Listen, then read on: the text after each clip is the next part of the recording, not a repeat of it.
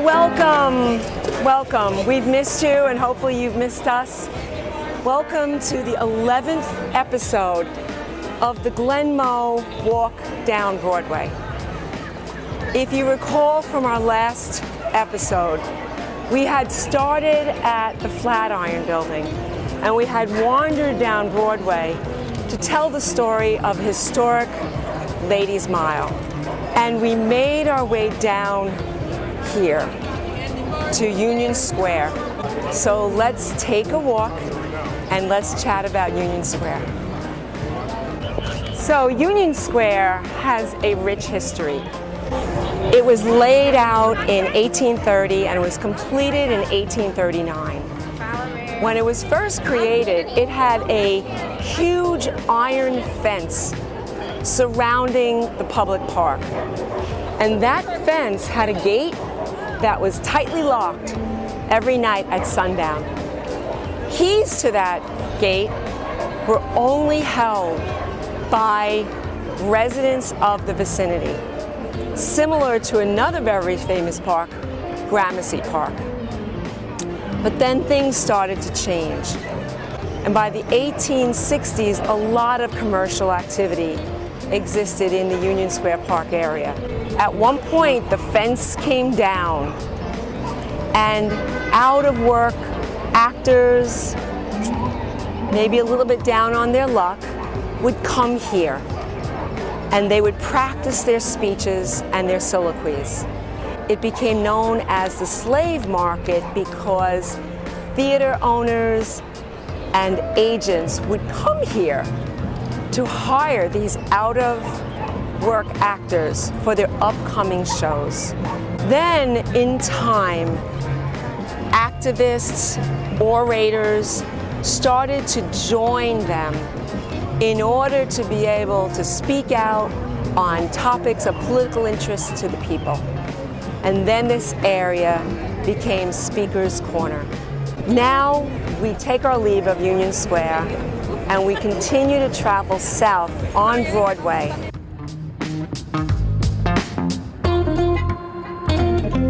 We have now arrived at a location that is well known to New Yorkers, Strand Books.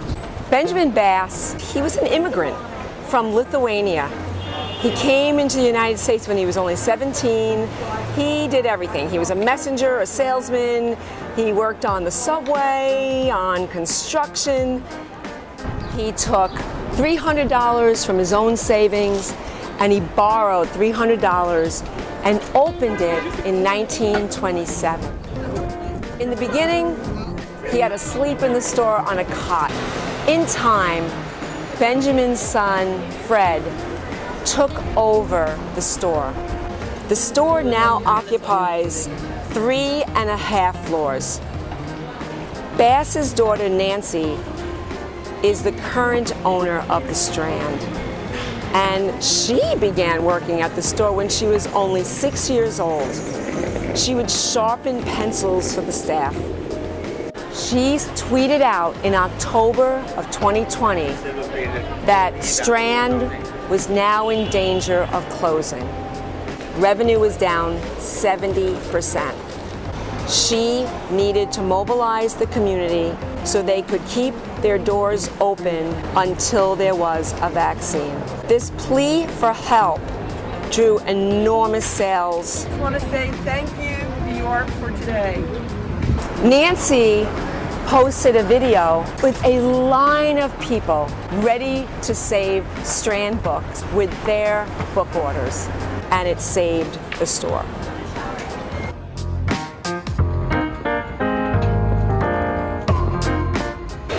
We have now arrived at Grace Church, French Gothic Revival, Episcopalian church built in 1846. For a decade, it maintained its title and position as the heart of fashionable New York City.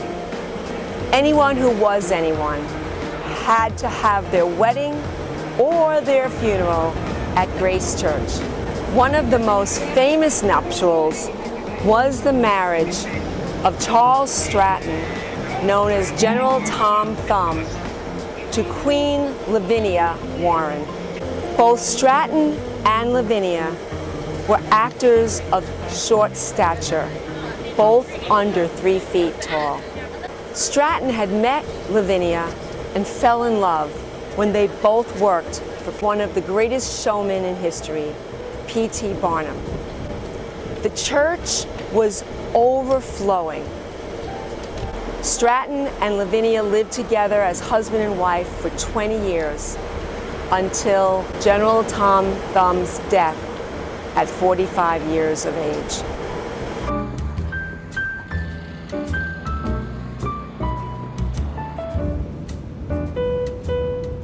Right on this block, the Astor Place Opera House opened in 1847. Theaters were rowdy places at the time, but the Astor Place Opera purposely excluded the poor. It created a dress code, freshly shaven faces, fine gloves, and evening attire was required. But in 1849, it was the scene of a deadly riot over the dispute of 2 Shakespearean actors over who was better at performing Shakespeare. Edwin Forrest was the first American star and wildly popular among poorer theater goers who adored his melodramatic, over-the-top style. But he was considered vulgar by his biggest rival, the famous British Shakespearean actor William Charles Macready. Of course, the aristocracy preferred Macready's more genteel acting style. The 2 actors publicly insulted each other, Forrest even loudly hissing at Macready during one of his performances.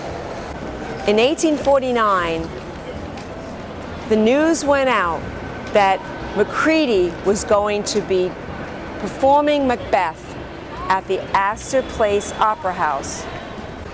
Word spread as flyers went out asking, "Shall Americans or English rule this city?" Thousands showed up here to disrupt Macready's Macbeth, including many Irish immigrants who resented British aristocracy. As the crowd attacked the theater, police fired on them. As many as 31 were killed, over 120 were injured. The Astor Place Opera House was never able to recover from this bloody riot. And though it tried, within 2 years, it finally shut down its doors forever.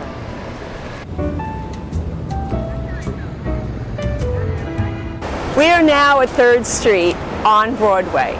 In the 1700s, there was a man named Samuel Jones, and he donated this land to New York. But there was a covenant that said that any street on this property, as it developed, had to be called Jones Street. But there was already a Jones Street in the village. So, to avoid any confusion, they named this Great Jones Street. And that's how it got its title.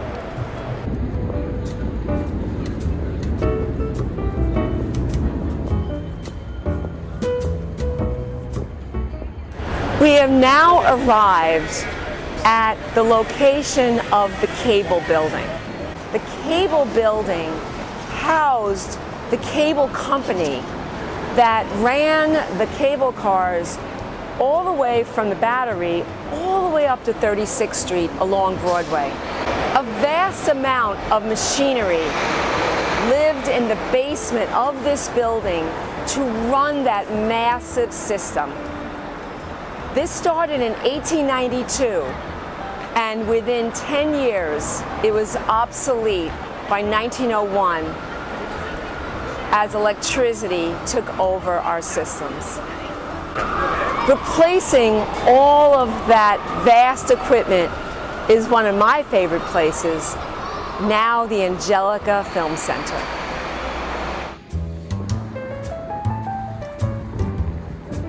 We are now at Houston Street.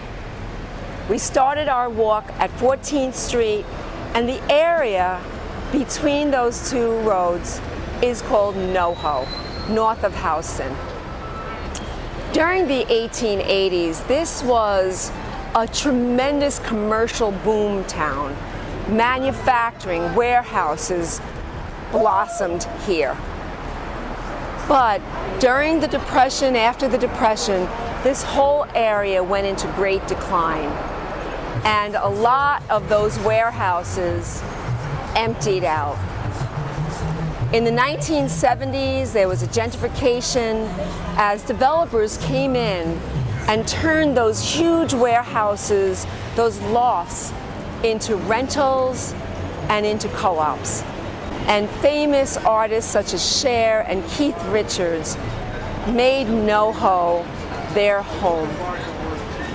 And now, Noho is a vibrant and essential part of New York City. So I'm going to say goodbye now and look forward to the next time we start our walk down Broadway, starting from Houston Street. Bye-bye.